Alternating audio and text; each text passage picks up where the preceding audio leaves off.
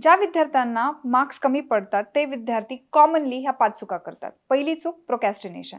रोजचा अभ्यास टाळायचा प्रयत्न करणे, पुढे ढकलणे. हा त्यातला एक प्रकार आहे. प्रोक्रॅस्टिनेशन म्हणजे आजचा अभ्यास आज न करता तो पुढे ढकलत राहणे.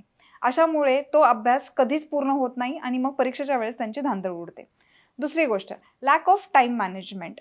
जे विद्यार्थी स्वतःचा टाईम हा सिरियसली घेत नाहीत आणि रोज टाईमपास करतात, त्यांचा महत्त्वाचा जो वेळ आहे हातात असलेला, तो त्यांचा वाया जातो आणि मग अशामध्ये हातात असलेल्या वेळेमध्ये अभ्यास पूर्ण होत नाही. म्हणून time management is very important factor. तिसरी गोष्ट पॅसिव्ह लर्निंग. विद्यार्थ्यांनी ॲक्टिव्ह लर्निंग केलं पाहिजे रादर दॅन पॅसिव्ह लर्निंग. पण मटेरियलमध्ये इन्व्हॉल्वमेंट न दाखवता विद्यार्थी फक्त रीडिंगवरती कॉन्सन्ट्रेट करतात. त्यांना असं वाटतं की वाचल्याने सगळं कळून जातं. पण ॲक्टिव्ह लर्निंगमध्ये वाचणे, लिहिणे, प्रॅक्टिस करणे या बऱ्याचशा गोष्टी इन्व्हॉल्व्ड आहेत. So passive learning is the third important mistake. चौथी mistake, failure to seek help.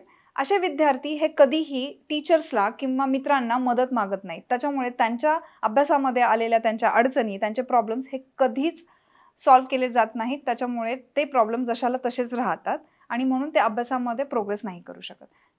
पाचवी चूक, lack of self care. Self care आणि अभ्यास याचा काहीही संबंध नाही, अशी बरीचशा विद्यार्थ्यांची एक समजूत आहे.